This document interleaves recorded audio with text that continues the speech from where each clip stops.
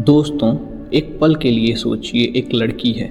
उसके हाथ मेहंदी से सजे हैं, आंखों में नए सपनों की चमक है। वह ससुराल आई, एक नई दुनिया और एक नई जिंदगी की शुरुआत करने। लेकिन सोचिए क्या हो अगर उस घर की दीवारों से पुराने चेहरे झांकने लगें, और वो चेहरे जो सालों पहले मिट्टी में कहीं दब चुके हैं।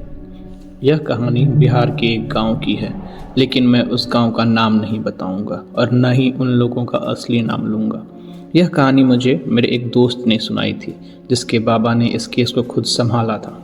आज मैं वही कहानी उसकी ज़ुबानी आपको सुनाने जा रहा हूँ। मेरे बाबा महाराज जी, उनकी एक अजीब पहचान थी।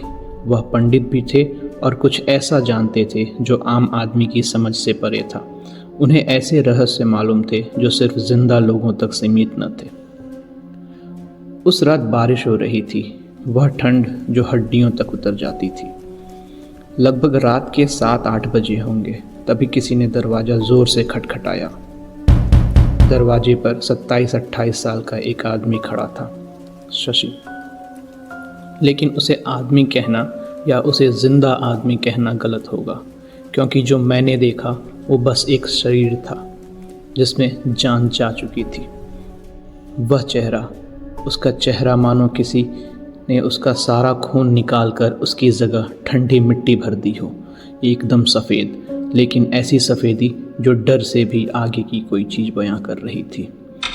मैंने उसकी आंखों में देखा तो लगा जैसे 2 लाल गोलियां घर के अंदर घुसकर कहीं फंस सी गई हों। आँखों की नसें इतनी उभरी हुई, इतनी तनी हुई, मानो एक आंसू भी निकला तो आंखें फटकर बाहर आ जाएंगी।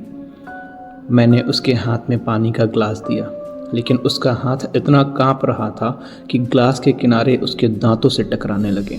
छन छन की आवाज़, उसके होंठ सूख कर तो जैसे सिल से गए थे, और उसके ज़ुबान पर बस एक ही शब्द गूंज रहा था, महाराज जी, महाराज जी। मेरे बाबा महाराज जी, जो कि खाना खा रहे थे, उनके आते ही वो लड़का शशि, जो अब तक किसी लाश की तरह चुपचाप बैठा था, बाबा को देखते जैसे उसकी आत्मा ने एक आखिरी कोशिश की हो, वो बाबा के पैरों में गिर पड़ा और ज़ोर ज़ोर से रोने लगा। उसका रोना ऐसा नहीं था जो कानों तक पहुँचे, वो ऐसा था जैसे उसके अंदर का हर दर्द, हर चोट आंसू की जगह खून बनकर निकल रहा हो।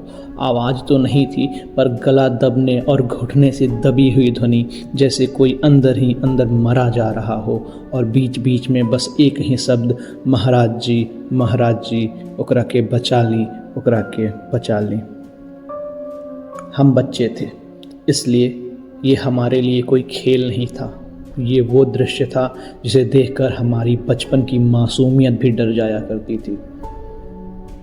बाबा जी ने उसे संभाला, कंधे पर हाथ रखा, और शशि ने अपनी जेब से कुछ लौंगे निकाल कर उन्हें दी, जो उसने अपनी पत्नी की नज़र उतारने के लिए रखी थी। शायद उसके अंदर ही कुछ वो जानता था कि ये सिर्फ लौंग नहीं, और ये सिर्फ लौंग का मसला नहीं, बल्कि उसकी पत्नी की ज़िंदगी का आखिरी सुरक्षा कवच है। बाबा जी ने कुछ मंत्र पढ़े और अपने शक्तियों से उस लौंग को सिद्ध किया, और उन्होंने कहा, ये 2 लौंग लो, काले धागे में बांधकर उसके गले में पहना देना, और 2 लौंग इस पानी के ग्लास में डाल देना। आज रात ये ग्लास उसके सिरहाने रखना, और सुबह उठकर वही पानी उसे पिला देना। फिर अगली सुबह लौंग निकाल कर पानी में डालना, रात को फिर वही पानी उसे पिला देना, और अंत में लौंग को 3 रास्ते वाले संगम पर फेंक देना, और किसी से कुछ मत कहना, और ये कार्य तुम्हें खुद ही करना होगा। शशि का हाथ उस लौंग को पकड़ते समय इतना कांप रहा था मानो उसकी पूरी जान उसी में उतर आई हो। 3-4 दिन बाद शशि फिर आया, महाराज जी, बस एक बार हमारा घरे चल चलें। आपके घर की दीवारें सीमेंट की होंगी, रंग से भरी होंगी, खिड़कियां होंगी, अच्छा बिस्तर, फर्नीचर। लेकिन शशि का घर ऐसा नहीं था। जब मैं शशि के घर पहुंचा तो मेरा दिल रुक सा गया, क्योंकि वो घर नहीं, वो मिट्टी की 4 दीवारें थीं जो हल्की हवा से बिखर जाएं। दीवारें घास, लकड़ी और फूस से बनी हुई, मिट्टी और गोबर से लिपी हुई, लेकिन वो लिपाई भी झड़ चुकी थी, जैसे घर खुद रो रहा हो, कहीं से मिट्टी गिर चुकी तो कहीं घास दिख रही थी, जैसे कि घर की हड्डियां बाहर आ गई हों। दरवाज़ा खुला और एक ओर बांस का मचान, उस पर पुआल की चटाई, सामने मिट्टी का चूल्हा जिसकी आग इतनी कमज़ोर कि रोटी सेकना भी मुश्किल था, और दूसरी तरफ 2 बकरियां जो अपनी आखिरी सांसें गिन रही थीं। और फिर मैंने उसे देखा, शशि की पत्नी। 22-25 साल की उम्र, लेकिन शरीर ऐसा मानो किसी ने सारी जीवनी शक्ति निचोड़ ली हो। हाथ पैर सूखे, चमड़ी लटकी हुई, चेहरा बेजान सफ़ेदी, और आँखें, उसकी आँखें अंदर धसी हुई, इतनी खोखली मानो वो मरने का इंतज़ार कर रही हो कि बस अब एक दिन और। वो सांवली सी लड़की चूल्हे पर कुछ पका रही थी, पर उसकी वो नज़रें कहीं और थीं, जैसे वो खुद नहीं, उसका कोई हिस्सा कहीं और ही गुम हो। बाबा जी ने पूछा, बताओ बेटी, ये सब शुरू कैसे हुआ? उसने कहा, 6-7 महीने पहले एक रात मुझे पेशाब लगी। मैं उठी, घर से बाहर गई और पेशाब कर रही थी। तभी मैंने देखा थोड़ी दूर पर एक बिल्ली खड़ी है। उसने बताया वो बिल्ली ऐसे खड़ी थी जैसे वो उसी का इंतज़ार कर रही हो, जैसे उस बिल्ली को ये पहले से मालूम था कि वो अब घर से बाहर निकलने वाली है। उसकी वो चमकदार और डरावनी आंखें एक टक से उसे देखे जा रही थीं, और ऐसा लग रहा था उन आंखों के ज़रिए वो उसके रूह में झांक रही है। यह देखकर वो बहुत डर गई और उसने उसे भगाने की कोशिश की, जो शायद उसे नहीं करना चाहिए था। ऐसा करने पर वो बिल्ली, अब जो दूर तक घूर रही थी, वो अचानक से दौड़ कर आई और इसके ऊपर कूद गई, जिससे ये बहुत डर गई और गिर गई, चिल्लाई और उठी। फिर देखा वो बिल्ली वहाँ नहीं थी। उस दिन के बाद से अक्सर रातों में वही बिल्ली उसके सपनों में आती, डराती, दौड़ाती, और जब वह थकती तो उस पर पंजा मारती और कभी कभी काट भी लेती थी।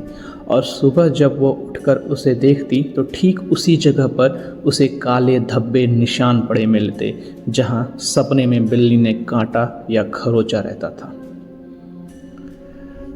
फिर उसने बताया कि मैं एक फ़कीर के पास गई। उसने झाड़ फूँक किया, एक ताबीज़ बनाई, जिससे मुझे बहुत आराम मिला। पर धीरे धीरे एक अजीब एहसास होने लगा कि जब वह सोती तो कोई उसके पास खड़ा होता, बस खड़ा, और कुछ नहीं करता, बस उसे एक टक से देखे जाता। फिर धीरे धीरे वो फ़कीर जिससे उसने अपने को दिखाया था, वो भी उसके सपनों में आने लगा, और फिर यह सब कुछ बिगड़ गया। दौरे पड़ने लगे, 24-24 घंटे सर पर कोई हथौड़ा सा मारना महसूस होता। कुछ खाती तो उल्टी हो जाती, और हमेशा हमेशा यही एहसास होता कि कोई उसके कानों के करीब सांस ले रहा है।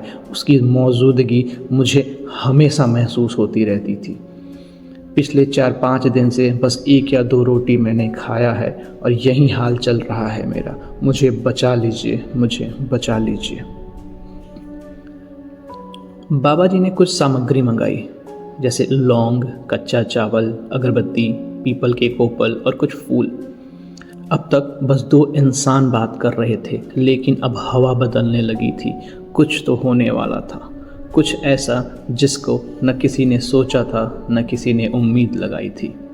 बाबा जी ने अपनी विधि शुरू की, मंत्रों की गुनगुनाहट, अगरबत्ती के धुएं और फूल के ज़रिए।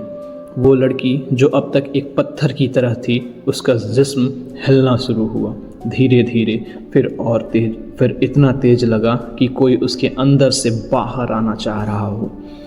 और फिर अचानक वो हंसने लगी, एक ऐसी हंसी जो कानों में खून उतार देती, ऐसी भयानक हंसी जो दिल के धड़कनों को बढ़ा दे, जिससे सुनने के बाद आप हंसना भूल जाओ।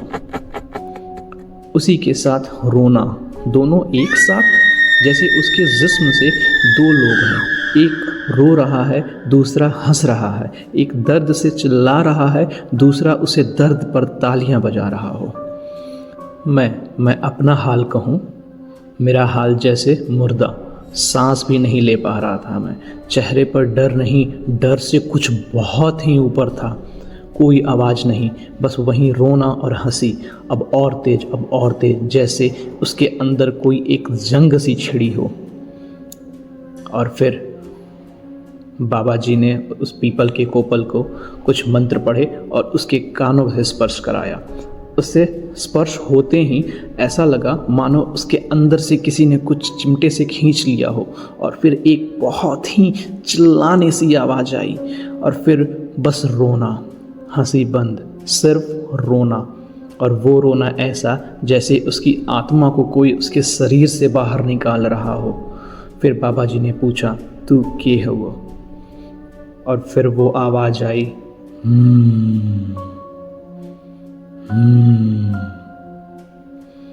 वो आवाज़ जो मैं आपको बयां नहीं कर सकता। और नाम आया मनोरमा है। बाबा जी ने पूछा, मनोरमा? कौन मनोरमा? उस लड़की ने जवाब दिया, एक जेठानी, हम एक घर के बड़ बहू हैं।